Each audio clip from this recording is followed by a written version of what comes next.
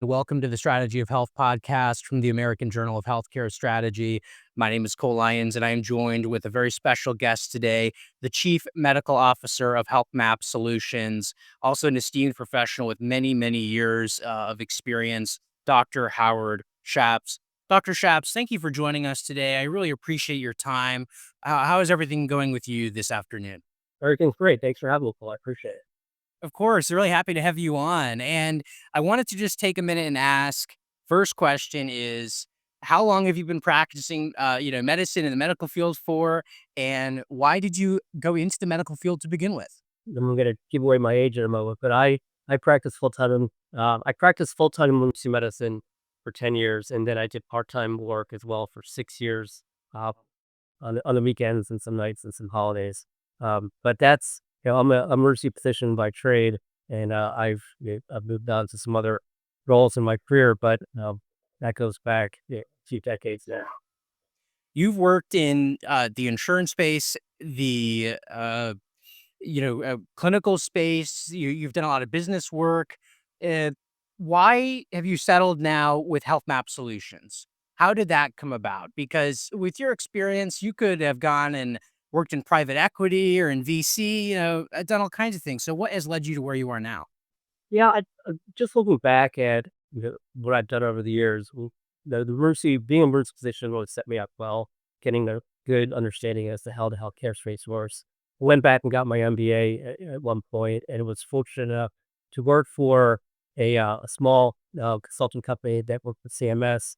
I worked with Express Scripts as well, and then was able to leverage that experience, as you mentioned, going into the health insurance world. But in the health insurance world, it was a little bit of a unique role in that I had a lot of market experience meeting with local, understanding care management, understanding quality, understanding how the health plan thinks and runs from a local perspective. Then I had the opportunity to do it at a national level where I became Deputy Chief Medical Officer for WellCare in 2018, where I got a really good view as to how a corporate function works, and able to see how, from that lens, how to interact with the markets, how to interact with different vendors, and make sure that we are delivering services that are responsible for our members and our providers.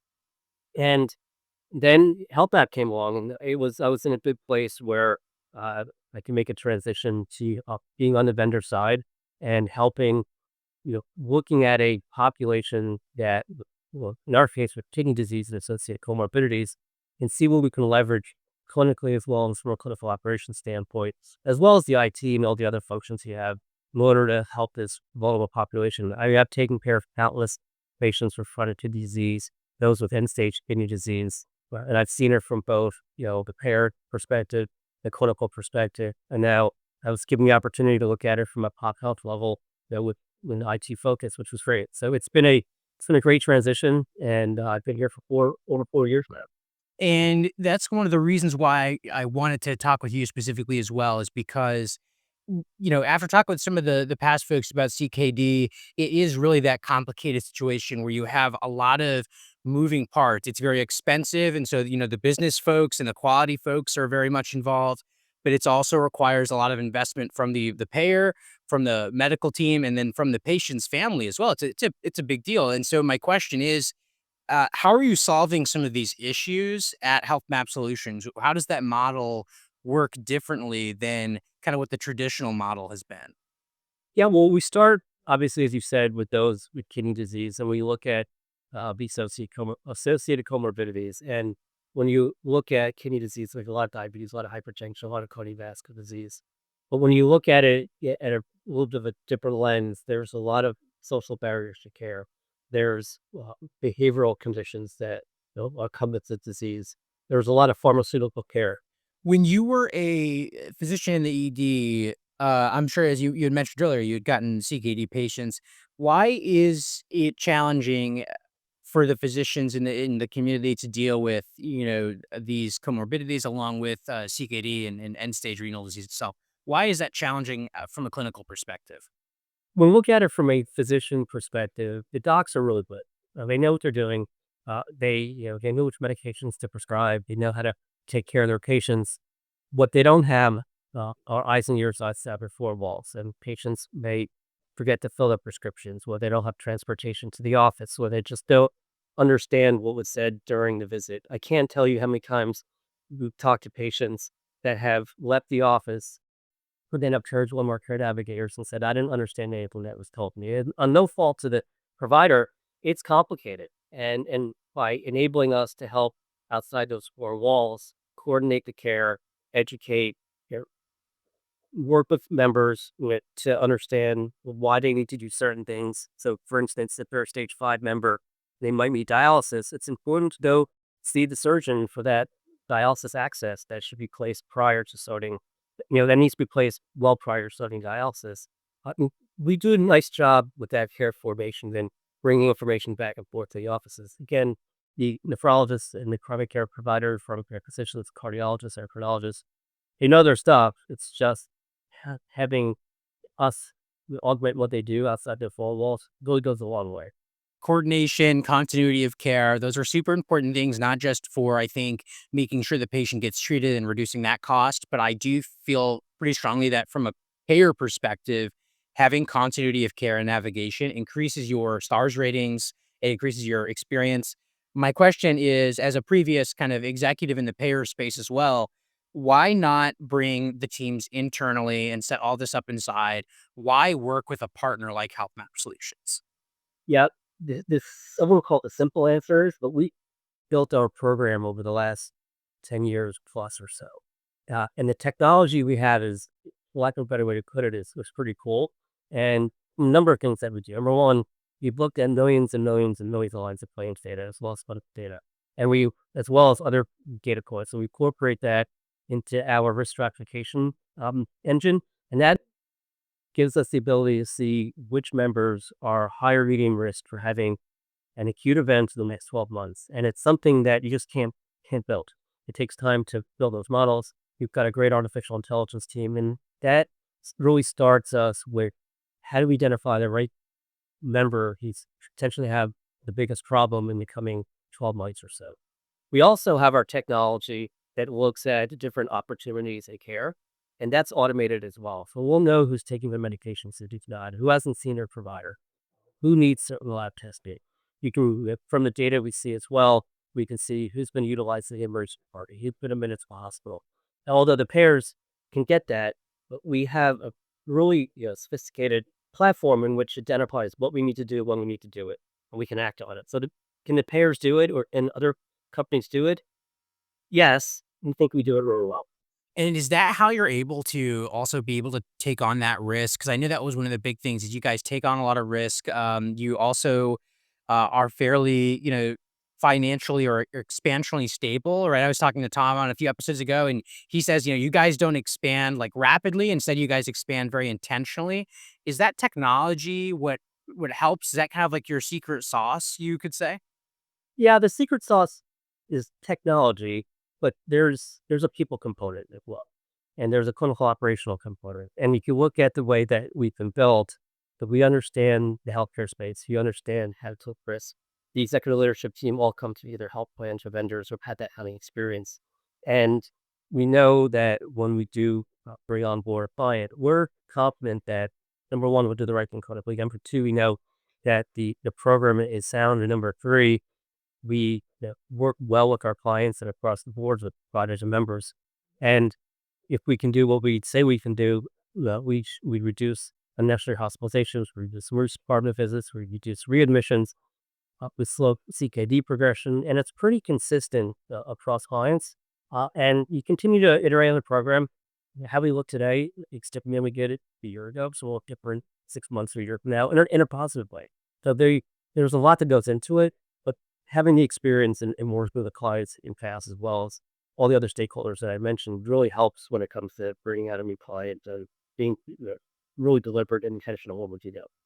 Why are those things that you mentioned important? You mentioned a few just now, which was the inpatient and then ED utilization, and then also admission and readmission. Why are these things what you have decided to lock on for? Why is that especially difficult also for insurance companies to try to, overcome those issues? Yeah, we want patients to get the right care, the right place at any time.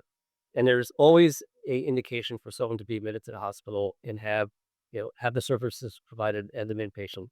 Where we see the opportunity is reducing those unnecessary admissions to the hospital or unnecessary use department visits. And if we can prevent somebody from being readmitted for a similar reason as to why you're admitted the first time, it goes a long way, which from a quality standpoint, a STARS perspective as well. And we focus on those conditions that are preventable. So, for instance, yeah, patients with chronic kidney disease often have cardiac disease, but a lot of them have heart failure. And if we can help uh, look at, we can help a provider see which medications they're taking, which ones they're not taking.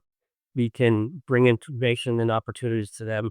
Perhaps there's an opportunity to put somebody on a new med or a different medication, which can go a long way into keeping somebody at a hospital that doesn't necessarily have to be admitted to the hospital. So it's the unnecessary admissions, ED visits and readmission, which is what we focus on, and they're expensive. And again, we're all trying to um, improve the care of our member for patients, but we're also trying to be conscious when it comes to costs. And if we can help, again, reduce those unnecessary acute care visits, it goes a long way to helping, number one, the patient, and number two, the provider, if they're taking over the insurance companies, as well as the insurance companies.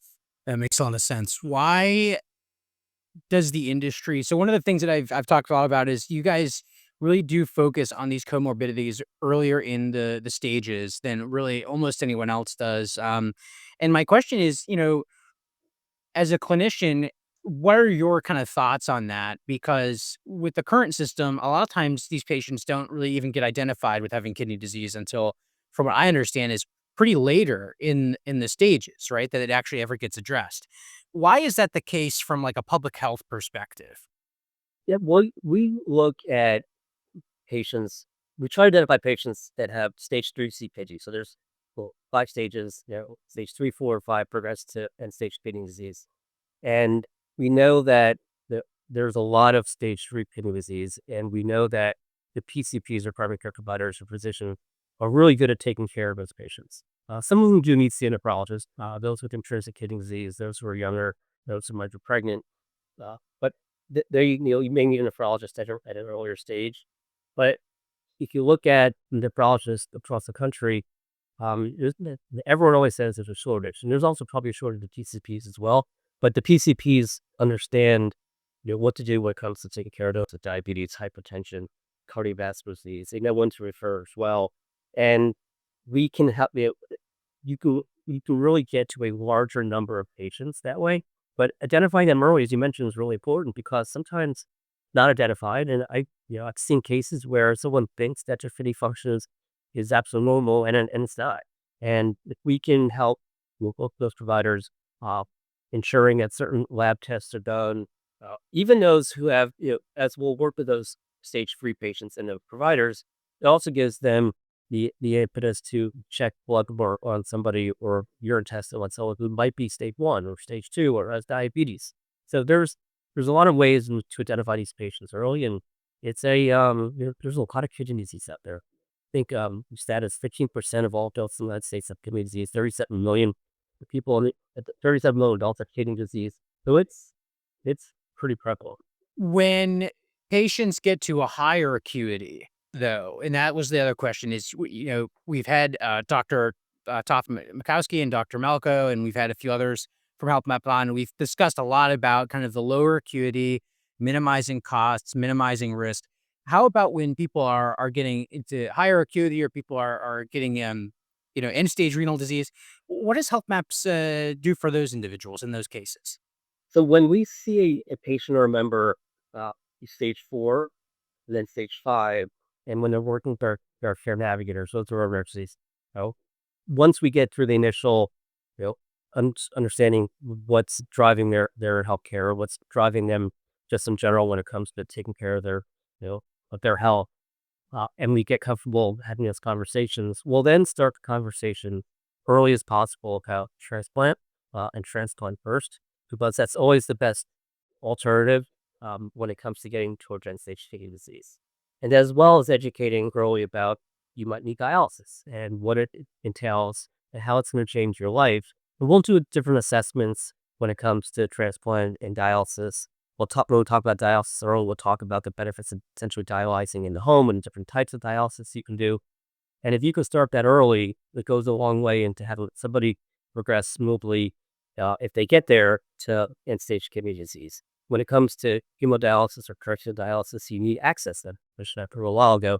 But you have to make sure that that patient was aware that they have to go see their surgeon, go see their vascular surgeon, keep their appointments. And there's a lot that goes into getting somebody ready for dialysis and then starting dialysis and understanding how it's going to, if you're not transplanted, understanding how it's going to impact, how you feel every day, how you feel after dialysis. There's a lot that goes in there in order to make that transition from stage 4 to stage 5 to ESRD or ESKD as smooth as possible.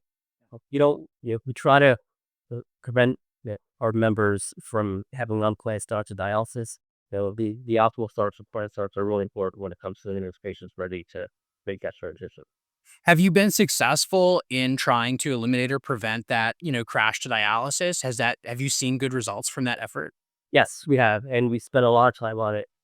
As I mentioned a few moments ago, we do knowledge assessments for our members, and we'll see how ready they are for dialysis, and then we can go through education, and then we can actually ask those questions all over again, see whether or not we've made a difference. And we know that doing this and doing this well and focusing on it, we've seen our planned start rate go up, the crash rate obviously go down. You've seen the home dialysis rates go up well. So we done a knock on wood, you've done a nice job. You have to let man getting our patients ready, and we continue to work on it. Again, it's as I mentioned before, everything is always being evaluated to see what we can do better the next time. And one of the things I wanted to ask about that, about your kind of your day to day and your team is, a lot of this depends on the patient navigators and the patient care team. Any insights on what that experience has been like, kind of building up the medical teams and reviewing this clinical information for you? Has this been different than your previous roles? Yeah, it's different just from a different angle and different perspective in that I'm not in the payer space anymore. I'm on the vendor space, and the team is really focused on the patient with kidney disease and associated comorbidities. And the nice part is that as a population health company, we're focused on uh, changing member patient behavior, improving behavior, as well as working with providers specifically to help improve the outcomes for the patient, which is a whole lot different than on the other side, where there's other initiatives, there's other aspects of ability to interact with providers, interacting with members. Here we get to focus solely on the clinical outcomes, the quality outcomes, and making sure that we're acting as an extension of the provider's office and we keep their eyes and ears and working with their patients to make sure that to the best of our ability, we can help coordinate their care, make sure that they're getting the best care from their physicians or providers. And that it takes a lot of just getting them in the door and making sure they're keeping their appointments. Because as I mentioned a little while ago, the docs are good, the providers are good, and know what to do when chemicals are from. So in a way, it allows you to build those efficiencies and to build that almost culture of excellence because you are targeting this one kind of area. That's great. What do you think the future holds? Because there's been acquisitions, of course, discussed. With the recent, I forgot the name of the company that was recently acquired, but you already have AI technology. Healthmap Solutions has a really good team of experts, as you've been mentioning, such as yourself. Where do you think the future is going with Healthmap Solutions? But also, where do you think the future of CKD is going? Yeah, I'm going to give you a vague answer. Is from a health map perspective, I don't know. I know we've got our heads down when it comes to bringing on new clients. I'm making sure that we continue to have established clinical programs. When something new comes out in the literature, that we're addressing it and making sure that we're staying current. So from a what's future for Health Map, I think the future is let's continue to be a clinically sound company, and then we'll go from there. From when it comes to CKD and who else end-stage kidney disease, there are new medications that are or there are medications that have come out that have shown be helpful when it comes to slow CKD progression. They need to be used responsibly as well. And I know that there's different technology coming out when it comes to like getting access for people as well as in the dialysis side. So there's a lot that we're watching, and unfortunately there's a lot of diabetes out there. There's a lot of hypertension out there. Um, the ability to get healthy food can be a challenge to a lot of people. So which means, and there's a lot of obesity as well. And all of this, ties together. because a lot of it leads to kidney disease, and those have to be addressed as well. And there's always a hope that you could help here in the country, and we can reduce the incidence of the disease, and patients will help there. So when you look at the whole economy in the whole country, really, with that scale, are we thinking that there's billions of dollars kind of up for grabs in the larger healthcare economy by reducing some of these comorbidities through solutions like Health Map? Is that Yeah, up for grabs is an interesting term. We believe that, uh, especially at Health Map, that if you can help, you know, as I've mentioned a few times now, the providers and our patients live a healthier life, you're going to reduce, the cost of care, reduce the medical expense. So those dollars are definitely up for grab, and it's the unnecessary care that's really where, yeah, I think there's a lot of opportunity. And not that people are doing a bad job, and they're not doing a great job, but it's hard to change behavior. And like humans heard me say this when they listen to it, so I'll start laughing with their pizza and cheeseburgers. That's really good, and it's hard to get somebody to stop eating pizza and cheeseburgers. yeah. Can you give us, just before you go, brief context on what it's like when somebody comes into the ED? Because you've dealt with that for many years, right? And you've dealt with many CKD patients that have come into the ED. What can you just give us the time frames that you have to spend with the patient and and to influence behavior as an Yep. emergency physician or even as a primary care physician? Yeah, it's hard. I would spend, I can't tell you how much time, but I would spend time with my patients, yeah, when they were ready to, hopefully go home and go over what we talked about, what we did, what they need to do. The primary care providers are, they're busy in a given day. There's still a lot of patients, and it's, although I know they educate and talk to their patients, the beauty is that they can add us on to that care team, and we can help be an extension of their office and provide that education as well. It's hard to change behavior overnight, and it's hard to change the behavior in a 15-minute conversation. Repetition, goes a long way. Having a caring nurse is a long way, and having somebody you can call as needed is a long way as well. But those behaviors are too challenging to change. Well, thank you so much, Dr. Shafts. What a really good look into things and also a good overview of kind of where the industry, I think, needs to head as well. And I hope that other partners and vendors, look at Health Map as well and use them as an example because there's so many chronic diseases out there, and it seems that they all need to get treated earlier. From based on this conversation, that seemed like to be like the biggest takeaways. We got to get this treated earlier. Yeah, it's true. And in a perfect world, Martinez heard me say this a million times. We need to have patients see the doctors, take the right medications, stay on their medications, and if you do that, as well as diet, lifestyle, and address the other aspects of care that can influence how someone does, such as the social and behavioral side, it goes a long way into improving this outcome. But getting in front of it early is really important. And in the health map, we try to do that, and we look at all the different comorbidities. If somebody needs to see a doctor because they sprained their ankle, we'll help them with that as well. So there's a lot that goes into it, and we've got a dedicated team that every day wakes up trying to figure out how we can help our members and our patients be healthier. And it's a challenge, but it's fun. Yeah, it's exciting. We'll continue to plug away at. Well, thanks so much, Dr. Shaps, and we'll have you on again soon to discuss more. That's great. Thanks, Cole. Thanks for having me.